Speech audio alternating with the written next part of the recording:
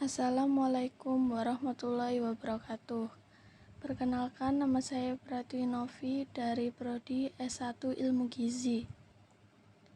Di sini saya akan menjelaskan cara membuat makalah yang benar. Pertama-tama kita membuat sampul. Bagian sampul mencantumkan judul makalah, subjudul, nama terang, nomor siswa atau mahasiswa, nama lambang instansi pendidikan, serta tahun pengerjaan makalah. Terkait judul makalah, perlu menggunakan kalimat yang efektif sehingga judul tersebut dapat dimengerti dengan jelas. Yang kedua, kita membahas tentang kata pengantar. Kata pengantar.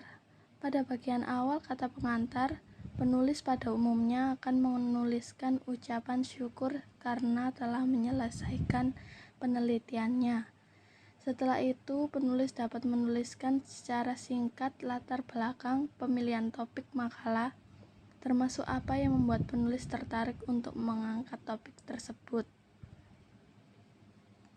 Selanjutnya, kita buat daftar isi. Daftar isi dibuat untuk mempermudah pembaca melihat keseluruhan isi makalah dari awal hingga akhir secara cepat. Daftar isi juga dapat membantu para pembaca untuk mencari bagian makalah tertentu yang ingin mereka baca. Oleh karena itu, di bagian daftar isi, penulis perlu mencantumkan setiap judul bagian maupun sub-bagian yang ada di makalah lengkap dengan halamannya. Jika di makalah tersebut terdapat grafik, tabel, atau gambar, juga perlu mencantumkan nama ketiga elemen tersebut lengkap dengan halamannya.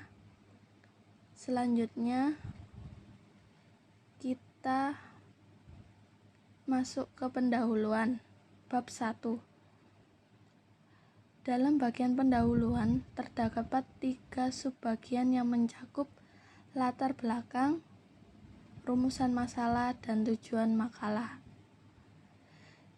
Di subbagian latar belakang, penulis perlu menjelaskan akar permasalahan dari topik makalah yang dipilih.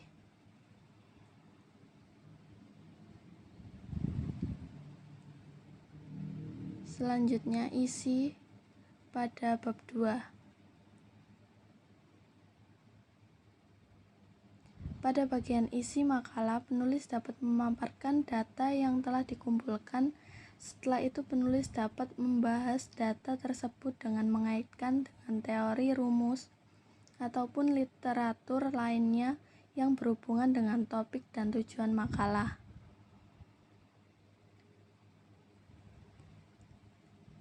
Dan yang ketujuh yaitu penutup. Di bagian penutup terdapat 2 subbagian yang mencakup kesimpulan makalah dan saran yang diberikan oleh penulis makalah. Di subbagian kesimpulan makalah, penulis dapat membuat kesimpulan untuk masing-masing pembagian pembahasan.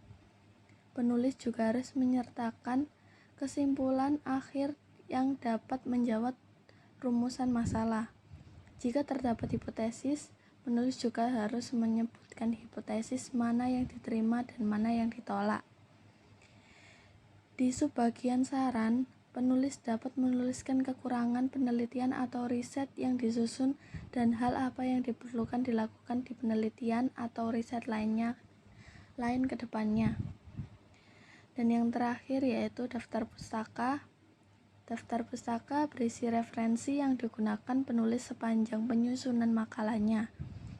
Daftar pustaka perlu dicantumkan dalam sebuah makalah untuk menghindari plagiarisme. Dalam hal penyusunannya, daftar pustaka dapat ditulis dengan menggunakan sejumlah format.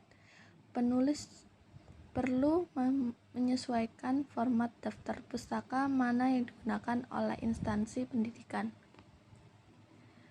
Berikut penjelasan yang telah saya sampaikan.